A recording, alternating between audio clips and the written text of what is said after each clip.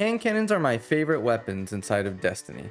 They honestly might be my favorite weapons in any shooter really, and they probably play a huge role in why I'm still playing this game in 2025. So here are some tips for you guys for those who are looking for them. The first thing you need to understand is that hand cannons do burst damage, meaning that when you hit the button or click the mouse, a large chunk of damage is hitting instantly versus sustained damage, which would be something like an auto rifle or a sidearm or a SMG, where it's just sustained damage. And the first thing you will hear people say when you're talking about hand cannons is that you need to peek shoot.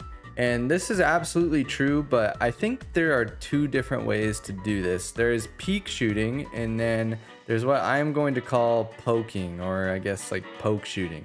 They are very similar, but I want to point them out because I feel people don't really do it enough when they're using a hand cannon. So peek shooting is basically weaving in and out of cover so that you are only visible to the enemy while you're actually firing your weapon. Now, I actually struggled with this a bit for a long time. Like, I knew how to do it, like it sounds easy enough, but I felt like I was just getting flinched or sort of shot first. So there are a few things you need to know about peek shooting. First off, it is probably like 10 times better on mouse and keyboard than on a controller.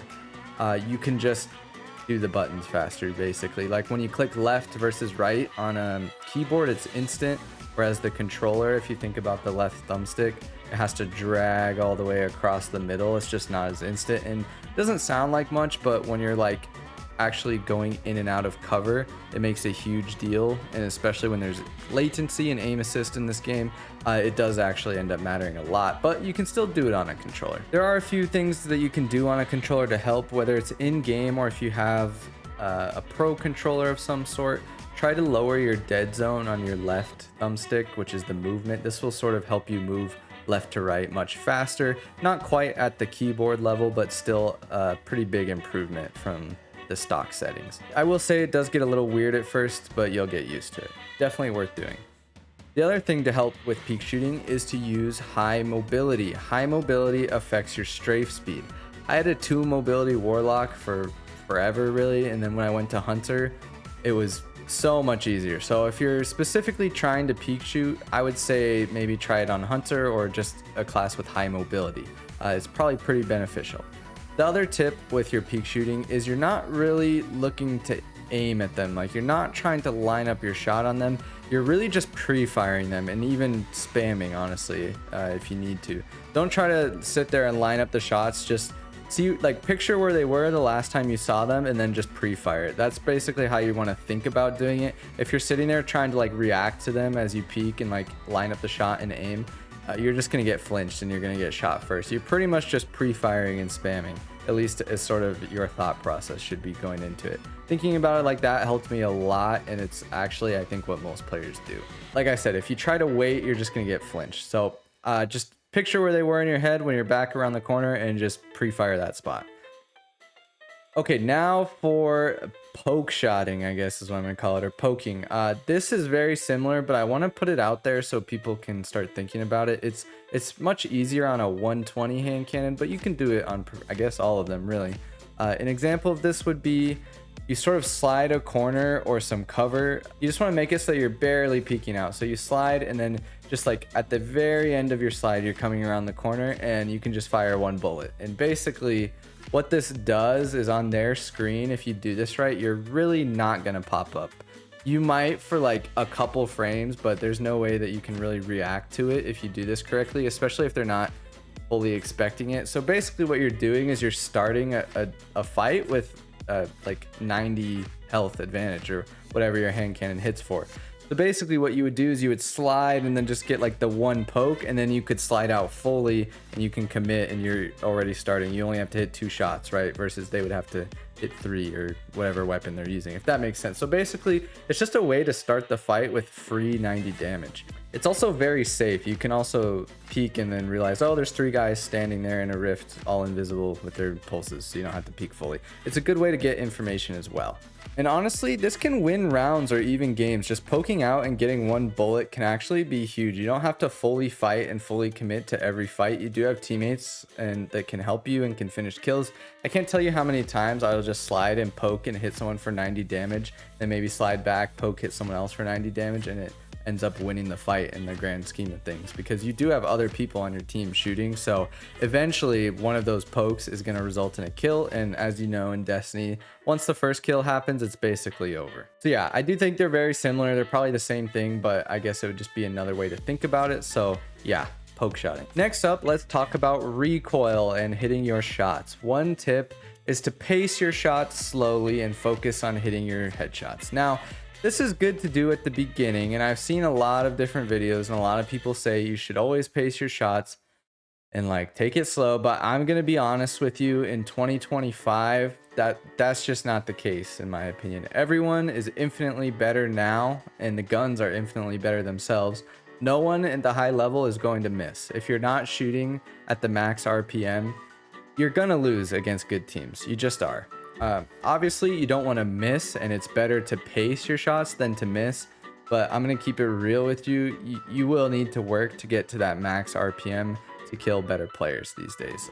It's just how it is. The game is just, everyone is so much better than they used to be. Everyone's mindset is to win above everything else. Nobody cares about having fun anymore. It's not about anything but winning. So if you're going to use a hand cannon these days, you pretty much, you have to shoot at max RPM, at least against good teams. Okay, and as far as landing shots, one tip that does kind of help me land more shots is I try to aim higher on their head than what seems natural. It could just be me, but if you find yourself struggling to land headshots, like maybe you're hitting a lot more bodies that you feel like should be heads, try to make like a conscious effort to hit the top of their head and see if that helps. It could just be, I don't know, bro science, but it helped me a bit just to sort of think of it that way and almost like try to force myself to aim a bit higher. So yeah, I think if that's something you're struggling, try aiming for like the top of their head. There's a lot of bullet magnetism in this on both inputs. M&K has it as well. So if you aim a little higher, you can still hit them, and I think it actually sort of helps a lot. So if that's something you've noticed, just give it a try. Let me know if that works, but it did help me, so I just wanted to throw it out there for you guys. Okay, and now the recoil. So basically the recoil on most of the hand cannons is very visual. So my first tip is to just keep your eyes on the target, not the gun. If you're firing the gun, it's gonna recenter. Basically it centers back on the middle of your screen. You don't have to really wait for it to visually come down. Just keep pulling the trigger. Like the bullets are gonna go in the middle. The recoil is very visual. So now there is a recoil pattern to them. Some will kick up to the left or to the right or whatever. The more bullets you shoot, obviously the recoil gets more. But honestly, if you look at the first 3 bullets, which is how many you actually need to kill someone, those are pretty close together. They're all headshots. Even if you don't control the recoil, a lot of times the first 3 bullets are still going to be a 3-tap. So there is enough aim assist, especially where you can pretty much 3-tap someone without controlling the recoil at all. But yeah, once you start shooting more than that or trying to chain a couple kills together, you are going to need to control the recoil. So M&K recoil and controller recoil are actually much different. M&K has virtually no recoil compared to controller, and controller has more aim assist. So it's sort of just how it is. M&K will have less recoil, controller will have more aim assist. So to control the recoil, just practice at every shot. So after every shot, just sort of flick the right stick down slightly to sort of counter the recoil. It basically look like shoot, pull down, shoot, pull down, shoot, pull down, like right after, like almost instantly. One thing that helped me to do this, and I don't really know why, but it might just be how you're holding the controller. I was just holding the trigger down in full auto basically, and just focusing on pulling down on the right stick, just not having to press the other button. I don't know, it just helped me. So give that a try, see if it helps. But yeah, for the first like week or two when I was really trying to work on it, I just held the full auto on my hand cannon. So let me know if that works. Another thing I've seen people mention in some videos and stuff is that the horizontal recoil, and learn what it is. And I'm gonna be honest, I think that's unnecessary.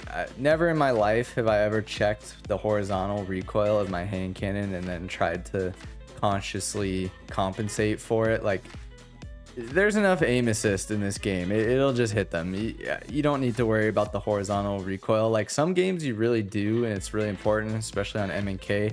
But In this one, I don't know. I don't think you need to worry about the horizontal recoil. I would just leave it alone. Like I said, I've never in my life gone and checked which way it goes. So unless it's like egregious horizontal recoil or just crazy, which if it was, you just wouldn't use that hand cannon. Like that's probably why some hand cannons are just bad. But anyway, if you're using it, one of the top hand cannons, you're probably not going to struggle with the horizontal recoil. So honestly, I wouldn't even worry about it. And finally, let's talk about winning duels. So hand cannons shine because they're very mobile. You can use them in the air, you can use them strafing, you can use them sliding, you can use them sliding backwards, forwards. Like they're very mobile, they're very versatile. So that's sort of the strength of them, which just naturally means that team shotting is going to be what you want to do. So if you're, the more players you have using a hand cannon, the stronger they are, because it's all instant burst damage. If somebody peeked and all three of you hit him, it would basically be like getting sniped. So it's an insta kill. So yeah, the more hand cannons you have, the stronger they are, just because they are very mobile, they are very versatile. You can team shot very well with them.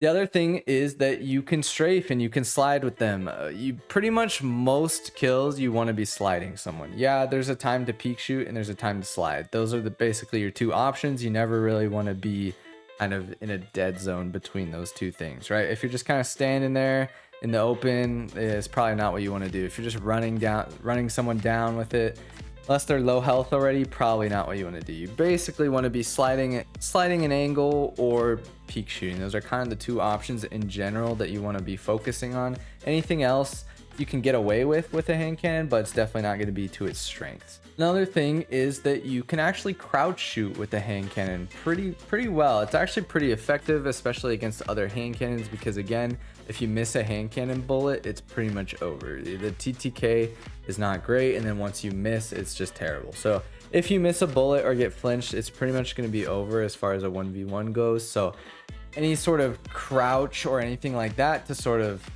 you know, get them to miss is going to be beneficial. I will say in close range, crouches are more effective, because if you think about it, if it's across the map and somebody crouches, that's like, I don't know, a centimeter adjustment, let's say. But if they're up close and someone crouches, it's a 20 centimeter adjustment to hit the headshot. So just keep that in mind. The further away you get, the less effective crouch shotting is going to be. It can be useful, and this is what I mostly do it for. I mostly do it to adjust my aim. So sometimes, especially if I start chaining bullets, like I'm starting to shoot multiple people, maybe I 3-tap someone and I 2-tap this guy, and now like my recoil is starting to get out of hand, or maybe I had to swing really far across my screen. And anyway, I use it to kind of adjust my aim. It can you can use it to pull down your recoil a bit. So that's what I mostly use it for, and it does have sort of the benefit of making them miss. It is pretty beneficial to learn how to do. You can do it on controller as well. Probably you want to put it on your right stick. That's how you'd want to do it. Much on M&K, you can put on whatever. It's very easy, obviously. So it's only a controller issue. Put it on your right stick, probably make it easier. The other thing is it's actually pretty good to learn to crouch shoot with cover. So you can do it almost like head glitching. Like if you're at the bottom of stairs, you can stand up, shoot, crouch, stand up, shoot, crouch. It's like peek shooting vertically instead of horizontally. And you can also do it on elevation if you're above, and there's certain little covers in this map, half walls, that you can do it behind too. I think I have a clip of that I'm going to show here. So just pay attention to like that half wall, and that's kind of, there's multiple spots you can do this in the game, so keep an eye out for those. And then the other one is at the bottom of stairs. So if you're at the bottom of stairs and someone's at the top of stairs, you can kind of do the same thing to them. As far as winning the duels, those would be my tips, besides the obvious of just hit more shots. But yeah, let me know if any of that helps. Okay, that's gonna do it. That was pretty short, pretty simple, but I think obviously the game is 10 years old, so a lot of people know a lot of this, but I did get comments asking about help with hand cannons, so I figured I would put what I know out. So hopefully that was helpful. Let me know what you guys think. But as always, I'm awake, and I'll see you guys next time.